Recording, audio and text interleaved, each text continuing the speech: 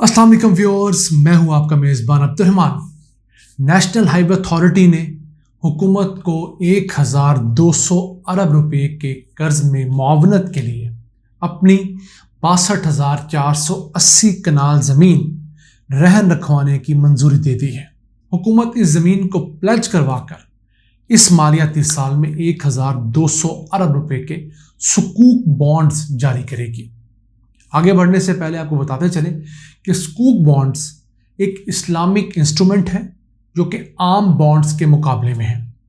फ़र्क क्या है कि आम बॉन्ड्स के अंदर जब हुकूमतें बॉन्ड्स जारी करती हैं तो उसके एवज़ एक लगा बदा मुनाफा दिया जाता है, फिक्स्ड मुनाफा होता है जो सूद की मद में आता है।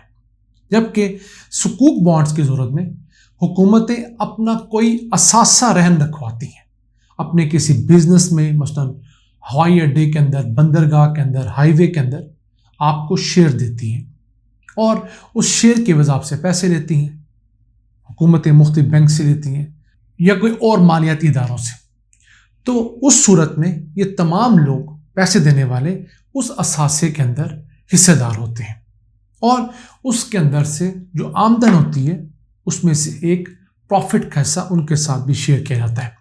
हाँ, और नुकसान या रिस्क के अंदर भी वो लोग शामिल होते हैं। इंस्ट्रूमेंट बहुत अच्छा है अगर इसको इसकी ट्रू स्पिरिट के मुताबिक इस्तेमाल किया जाए और कोई हैंकी फैंकी ना की जाए। तो हुकूमत को पैसे तो चाहिए होते हैं। हमारे ऐसे मुल्क में नेशनल हाईवे अथॉरिटी का शुमार पाकिस्तान के उन चंद छुपे रुस्तम इदारों में होता है जिनके पास अरब हा नहीं खरब हा रुपए की प्रॉपर्टीज़ हैं, जायदादें हैं, लेकिन उनका नाम आपने कम सुना होगा। इनको रिक्वेस्ट की गई थी तो इन्होंने 62,480 कनाल पूरे पाकिस्तान के मुख्तलिफ हिस्सों में लोकेट की है।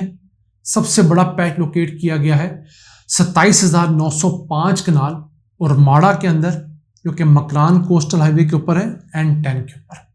उसके अलावा 17,042 कनाल गवादर के ज़िले के अंदर वाक़ है, इसी मकरान कोस्टल हाईवे के ऊपर।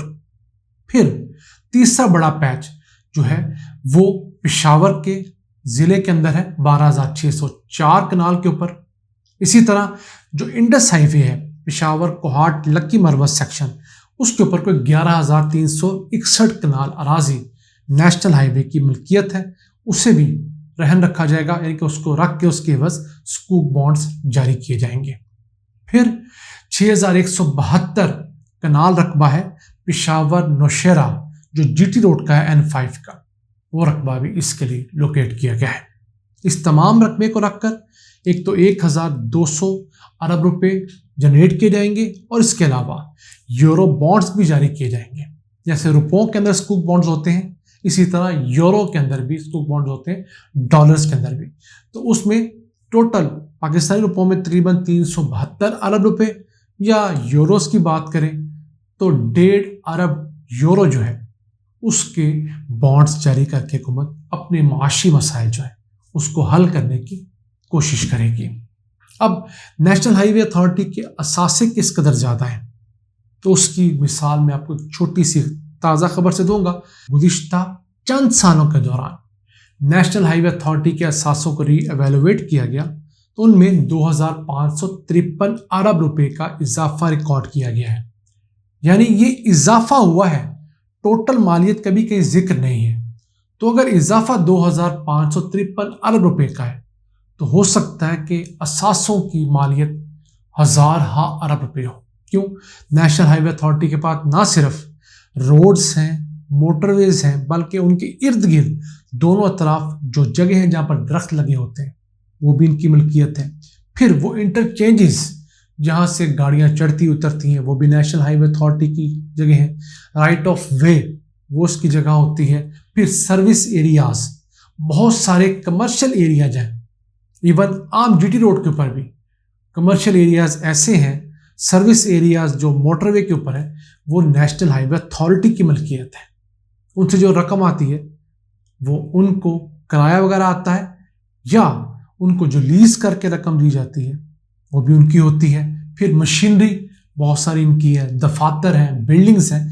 तो ये खरब रुपए की एंटिटी है सिर्फ नेशनल हाईवे अथॉरिटी। پاکستان میں کچھ عرصے کا دوران سکوک بانڈز جاری کرنے کا رواج فروغ پایا کیونکہ یہ عام بانڈز کی نسبت سستا ذریعہ ہے اور اسلامک ذریعہ بھی ہے۔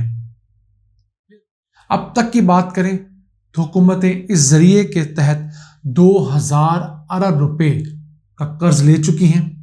2008 سے 17 کے دوران حکومتوں نے 936 ارب روپے کا قرضہ لیا تھا اور عمران خان نے اپنے ٹنیور کے اندر 1000 ارب روپے کا قرضہ اس کے تحت لیا تھا۔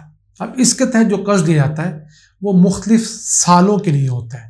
ٹائم ایگزیکٹ بتایا جاتا ہے کہ 3 سال کے لیے بانڈز جاری کیے جا رہے ہیں سکوک، 5 سال کے لیے، 7 سال کے لیے۔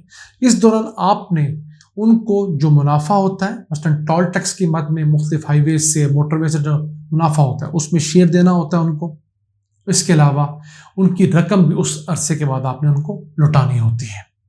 تو اگر پاکستان آہستہ آہستہ سکوک پر شفٹ ہوتا ہے تو نہ صرف ہمارے قرضوں کی جو مقدار ہے وہ بھی کم ہوگی اور جو ہم سود ادا کرتے ہیں ہر سال تقریباً 1000 ارب روپیہ وہ بھی کم ہو جائے گا۔ آخر میں آپ کو بتاتے چلیں کہ کسی ملک کے لیے بھی قرض لینا اچھا نہیں ہے، ہمارے لیے بھی اچھا نہیں ہے، ہم اس کو پروموٹ ہرگز نہیں کر رہے، لیکن صرف آپ کو بتا رہے ہیں کہ پاکستان اگر رچ ہے تو کیسے کیسے ادارے ہمارے پاس موجود ہیں، کیسا کیسا ان کے پاس اثاثہ ہے، سرمایہ ہے۔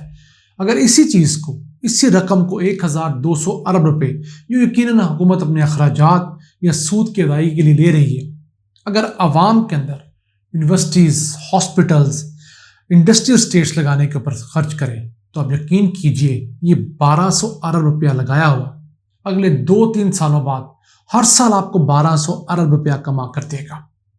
نہ جانے ہمارے حکمران اس طرف کیوں نہیں سوچ رہے۔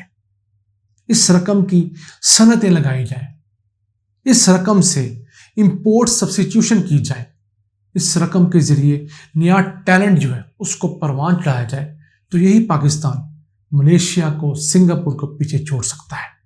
اس ملک میں کمی وسائل کی نہیں ہے، کمی ہماری عقل کی ہے، ہماری دانش کی ہے۔